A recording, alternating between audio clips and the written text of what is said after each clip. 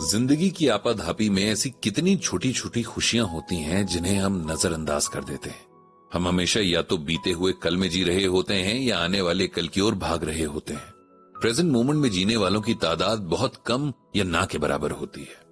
पंडित जी के साथ जीते हुए सरला जी ने देर से ही सही लेकिन प्रेजेंट में जीना सीख लिया था।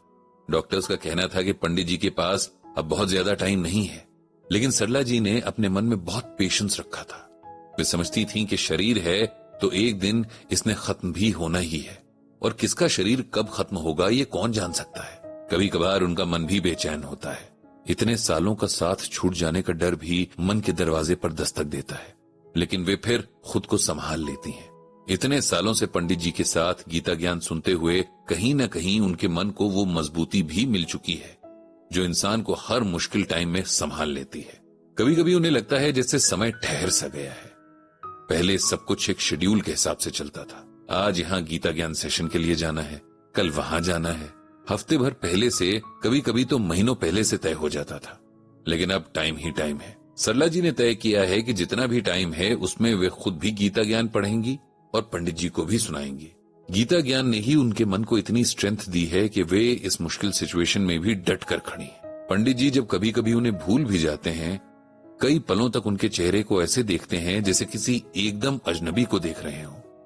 तो सरला जी सोचती हैं कि जिस इंसान ने अपनी पूरी जिंदगी गीता ज्ञान को समझने और समझाने में लगा दी, उसे अपने आखिरी पलों में गीता ज्ञान याद भी होगा या नहीं।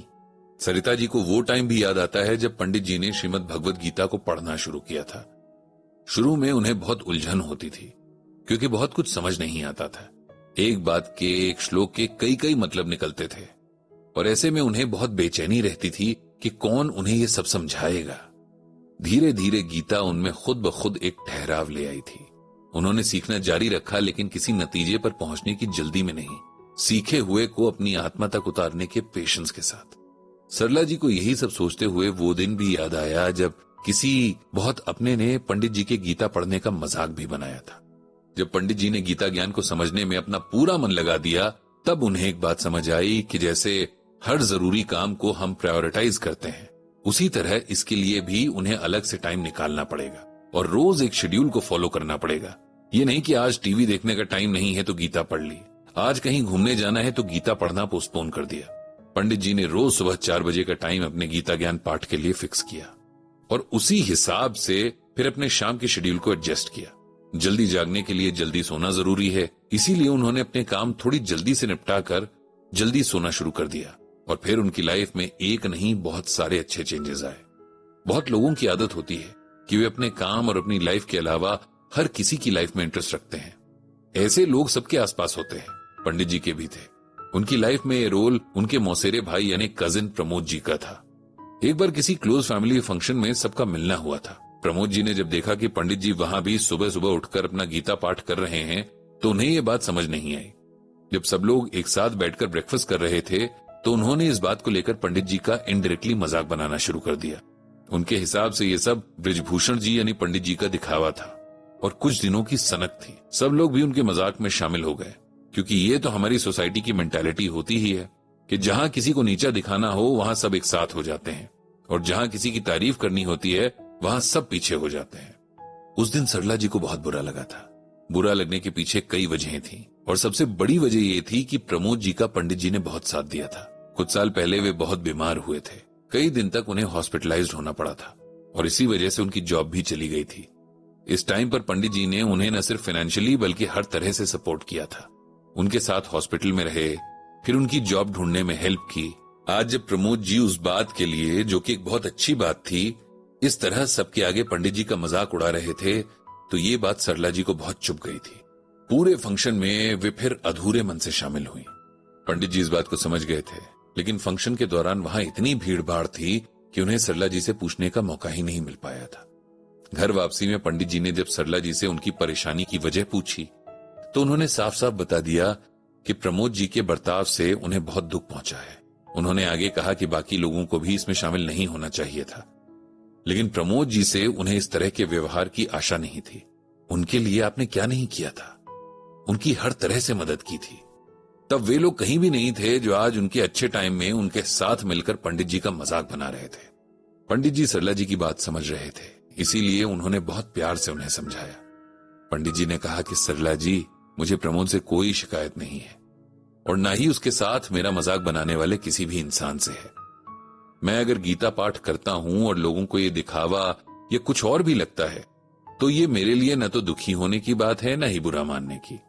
अगर वो लोग मेरे गीता पाठ करने पर तारीफ के पुल बांधते तब भी मुझे न तो खुशी होती, न उससे मेरे रिलेशंस पर कोई फर्क पड़ता। हम सब की अपनी अपनी चॉइसेस हैं जिनके हिसाब से हम अपने कर्म करते हैं। प्रमोद के बीमार होने पर उसके साथ रहना मेरी अपनी चॉइस थी। ये मैंने इसलिए नहीं किया था कि वो जिंदगी भर एहसान मानता रहे। अगर कल को मेरी जरूरत के वक्त वो मेरा साथ नहीं भी देता है तब भी मुझे उससे कोई शिकायत नहीं होगी।